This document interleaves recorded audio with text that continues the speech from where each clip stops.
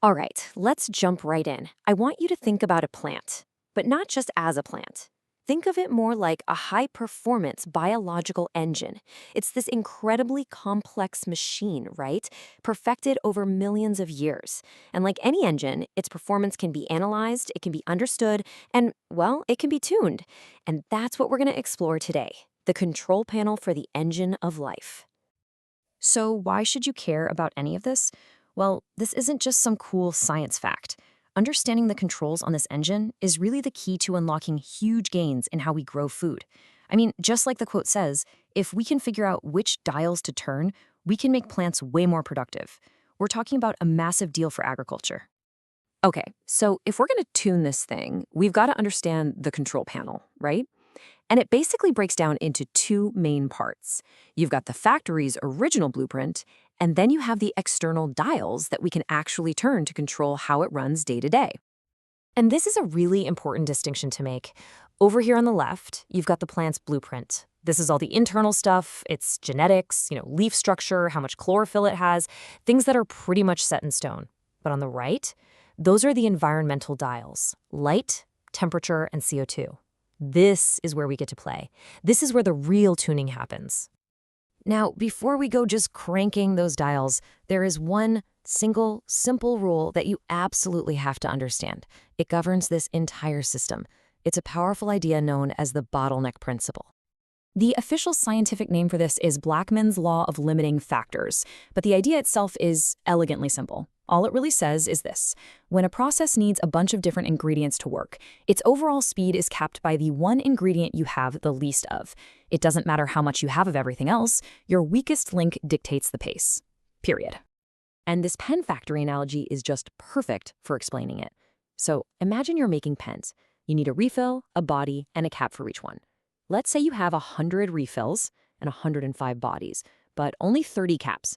So how many pens can you actually make? Yeah, just 30. The caps are your limiting factor, your bottleneck. Adding more bodies or refills does absolutely nothing until you get more caps. And guess what? Photosynthesis works in exactly the same way. All right, so now that we get the whole bottleneck thing, let's start actually looking at those dials. We'll kick things off with the two you'd probably think of first: the energy source, light, and the operating climate, temperature.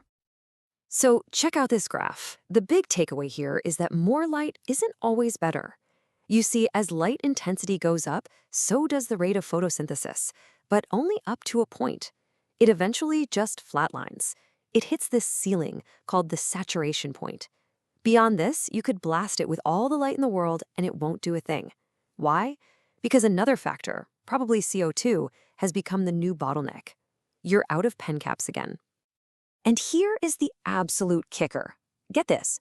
For most plants, they hit that saturation point at only about 10% of full direct sunlight. Just 10%. That's kind of mind-blowing, right? It means that if you've got a plant out in a field on a sunny day, light is almost never the problem. The engine is totally saturated with fuel. It's waiting for something else. So let's move on to dial number 2, temperature. Photosynthesis runs on these little biological workers called enzymes.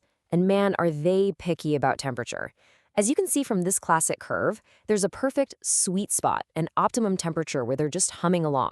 But if it gets too cold, they get sluggish, too hot, and they literally start to fall apart. Every single plant engine has its own ideal operating temperature. And this isn't just some lab experiment, This idea shapes our entire planet. Look at this map. You've got different engine types adapted for different places. We've got C3 plants. Think wheat and rice.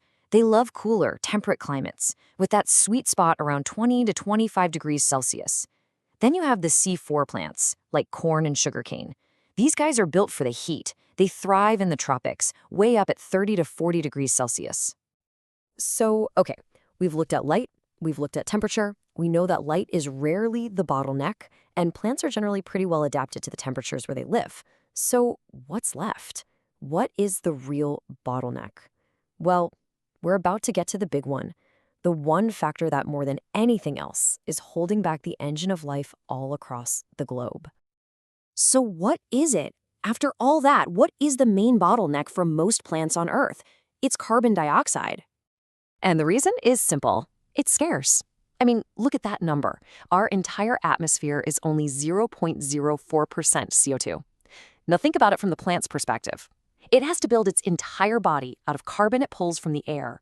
That's like trying to build a skyscraper when your main building material is incredibly rare. The poor plant's engine is essentially starved for its most basic raw material. And this chart is super revealing. It shows how our two different engine types, C3 and C4, deal with the CO2 problem. See the green line? Those are the C4 plants. They're actually really efficient at grabbing CO2 even at today's low levels. But now look at the orange line, the C3 plants. Whoa, their productivity just rockets upwards with more CO2. Their saturation point is much, much higher, which means they have this huge untapped potential for growth if we could just get them more carbon dioxide.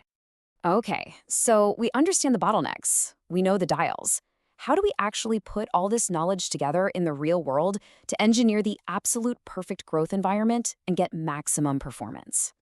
I'll say hello to the modern greenhouse. This is it. This is where all that theory becomes incredible reality. It's a totally controlled world where we can grab every single one of those dials. We can enrich the atmosphere with CO2, we can set the thermostat to the perfect temperature, and provide optimal light. We are systematically eliminating every single bottleneck to let that plant's engine run at its full genetic potential. And the strategy they use is a direct application of everything we just talked about. Step 1, you go after the biggest bottleneck first, right? So you pump in CO2. Step 2, you dial in the perfect temperature for that specific crop. And step 3, you make sure there's abundant light so that the only thing holding the plant back is the CO2 level that you are now controlling. It's just a beautiful, logical system. So let's recap the crucial takeaways here. First, performance is always governed by the weakest link. That's Blackman's law. Second, for our planet, that primary limiting factor is overwhelmingly the low concentration of CO2. Third, remember that different plants are different engines. You've got C3 and C4 models optimized for different conditions. And finally, true optimization isn't about maxing out one thing. It's a delicate balancing act of all the factors. And that leaves us with one final, pretty powerful question to think about. We've shown that we can, in these controlled environments, tune this engine for incredible performance. So as we get better and better at this, what really is the limit to what we can grow? What does the future of agriculture look like when we become master mechanics of the engine of life itself?